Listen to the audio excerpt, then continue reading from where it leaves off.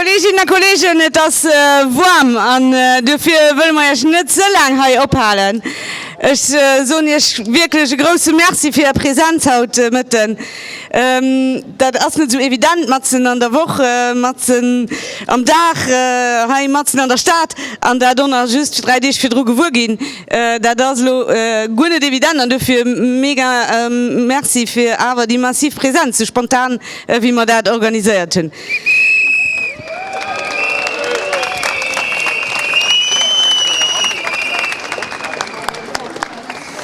Kolleginnen und Kollegen, heute ist ein historischen Tag, was heute passiert, und zwar nicht am guten Sinn von dem Wort.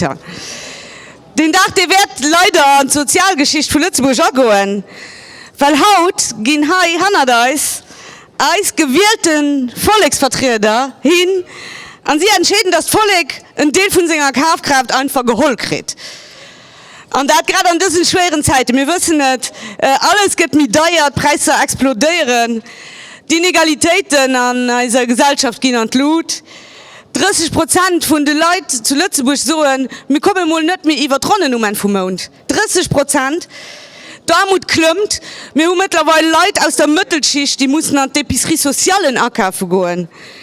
Und Zinsen gehen an die Lut. Wir kommen nicht mehr nur, man bezahlen. An dem Moment geht ein Frontalattack geritten auf der Kaufkraft von den Leuten.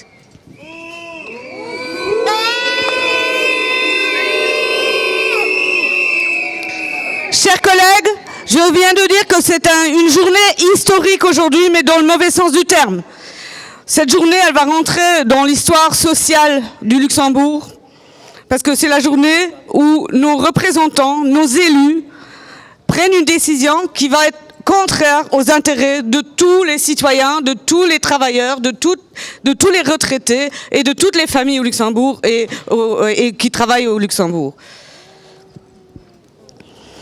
Dans ces temps très difficiles, on le sait tous, les prix qui explosent, tout devient plus cher, les inégalités qui augmentent. 30% des ménages disent qu'ils n'arrivent pas à arrondir leur fin du mois. La pauvreté augmente. Il y a les gens des classes sociales moyennes qui doivent aller dans les épiceries sociales. Les taux d'intérêt augmentent. Et dans ces temps-là, notre gouvernement et nos élus font une attaque frontale sur le pouvoir d'achat des gens.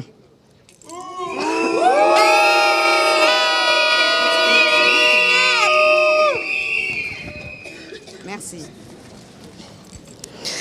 Alt Leute, die schaffen, die Jung, die Apprentien, die Männerjung, die Rentner, alt Leute kriegen hier Indextranche nicht. Weil Altbetriebe, die kriegen hunderten Millionen Euro Cadeau gemäht.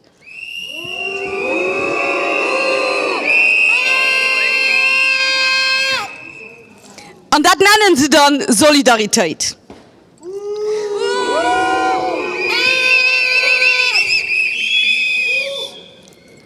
Und das ist inakzeptabel, Kolleginnen und Kollegen. Das möchte nur GBL nicht mit.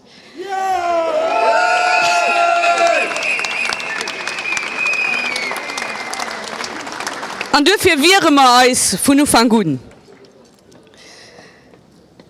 Aujourd'hui, tous les travailleurs, les jeunes, les apprentis, les travailleurs âgés, les retraités n'auront pas leur tranche indiciaire qui leur est due. Alors que toutes les entreprises, on leur fait un cadeau de centaines de millions d'euros.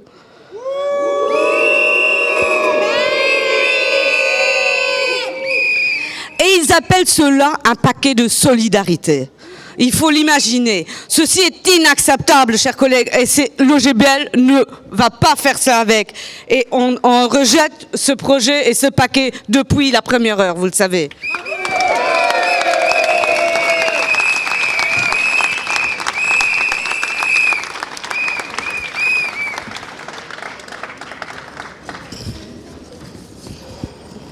Und wir haben uns gewählt, wir haben nicht unterschrieben, du das du gern. Und dann haben wir uns gewählt und wir haben Opposition gemacht. All Tag, all Woche sind wir hier. Und wir haben uns nicht gewährte gelassen. Und erinnert euch, wie wir am Anfang geschläft gesehen, wie wir raufgemäht gesehen, weil wir uns erlaubt haben, den Sozialaufbau nicht mehr zu drohen. Erinnert euch, wie sie gesagt haben, der Nogebel wäre isoliert. Der Nogebel hat einen Fehler gemacht, das nicht zu akzeptieren. Und wir haben nicht noch gehen, und los kriegen wir immer mehr Recht. Los geht der Nogebel seine Position konfirmiert, von allen Seiten. Und die Regierung hat Misten an Knie gehen, zu einem Deal, weil wir uns nicht gewährte gelassen haben, weil wir nicht abgehalten haben. Und dafür, Kolleginnen und Kollegen, haben wir einen echten kleinen Erfolg auf der Défense vom Index.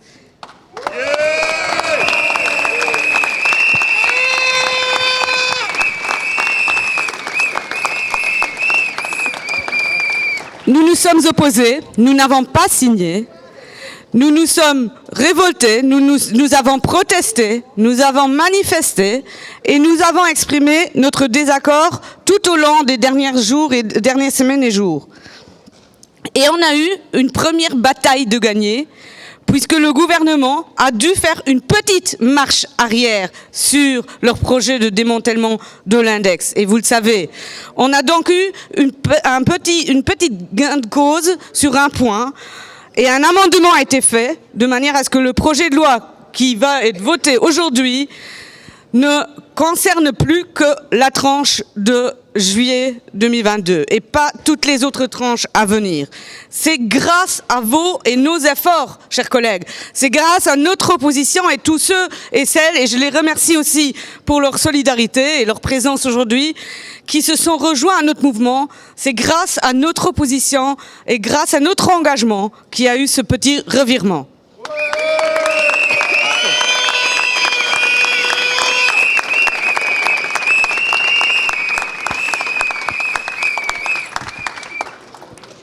Es bleibt aber ein schlechtes Gesetz, Kolleginnen und Kollegen. Es bleibt eine Indexmanipulation. Es ist eine Verbesserung, eine ganz leichte Verbesserung von einem ganz, ganz schlechten Gesetz, von einem falschen Gesetz, von einem Fehler. Und dafür muss man es weiter wehren. Das ist nicht mehr den Anfang. Und das haben wir gesagt. Und wir haben gesehen, dass es sich lohnt, sich zu wehren. Und dafür machen wir weiter. Und ich sage nicht merci, haut, dass dir und dem Piquet Deal geholt wird. Wir haben haut als Hauptmilitanten, als ein harter Kerl mobilisiert, für spontan bei der Chamber zu gehen. Als Militanten und Delegierten aus den Strukturen von Nogebel. Und dafür sind wir aber positiv überrascht, dass so viele Leute halt hier sind. Auf der spontanen Aktion. Ich sage nicht merci.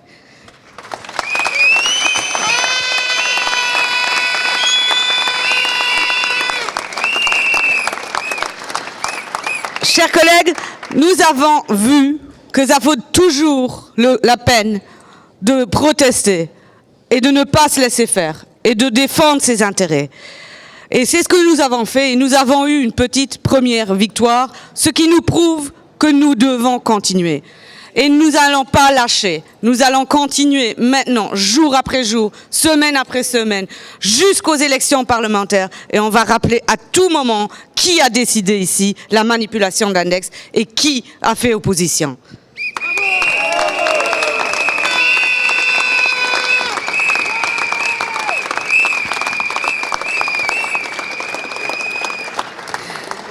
Aber wir haben heute müssen hin. Of wenn man das Möglichkeit nicht hatte, mich lange am Voraus zu mobilisieren. Wir müssen spontan hin. Weil wir sind nicht d'accord mit dem, was heute an der Chambre décidiert wird. Wir sind noch immer nicht d'accord. Und wir werden nie d'accord sein, weil es bleibt eine Indexmanipulation.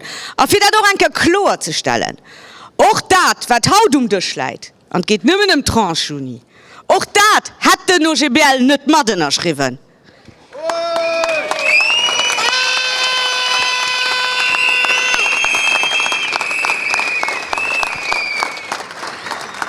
Wir hätten noch das nicht mehr geschrieben, weil es aber eine Indexmanipulation bleibt. Weil aber die politische Intention haben druscht, auch die Weitertranchen zu manipulieren. Weil wir das genau wissen.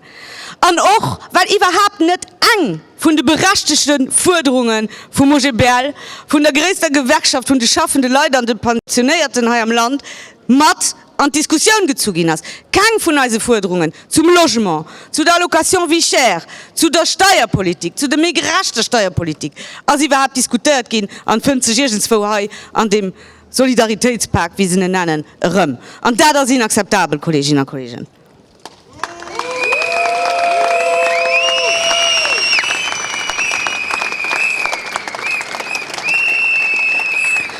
Donc nous nous sommes rassemblés aujourd'hui ici spontanément dès qu'on a su que le projet de loi allait être voté parce que nous continuons à nous y opposer. Nous ne sommes pas d'accord avec ce qui se passe aujourd'hui dans cette chambre. Nous n'acceptons pas ce projet de loi parce qu'il représente toujours une manipulation de l'index. Ça restera toujours une manipulation de l'index. Même si ça ne concerne qu'une tranche, c'est toujours le même principe. Et pour être clair sur ce point, l'OGBL n'aurait pas signé non plus l'accord s'il avait été ce qui est aujourd'hui sur la table.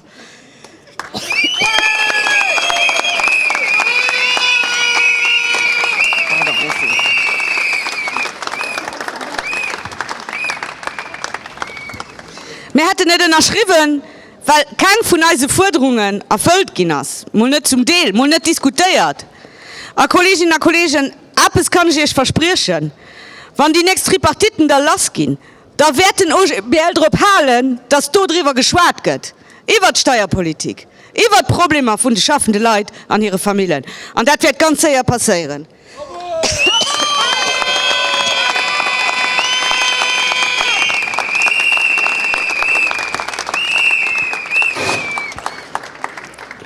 Dafür, wir halten nicht ab, wir machen weiter, bleibt weiter mobilisiert, ob alle nächsten Aktionen, die kommen, an den Wochen, am Montag, die auf uns durchkommen, am nächsten Jahr, und wir gehen da nicht 1 Millimeter noch.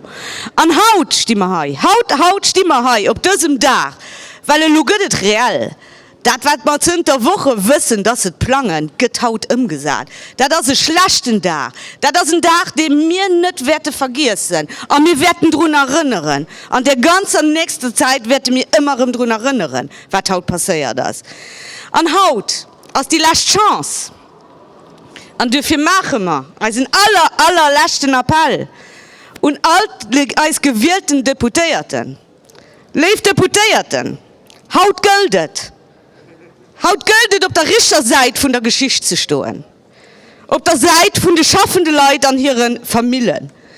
Auf der Seite von denen, die das Land zu dem gemacht hat und möchte, was es ist. Auf der Seite von denen, die den ganzen Reichtum erschaffen. Haut gilt auf der Seite von denen zu stehen, die erst sollen wählen. Haut gilt es nicht mehr eine richtige Option. Nee zum Gesetzesprojekt 8000 da.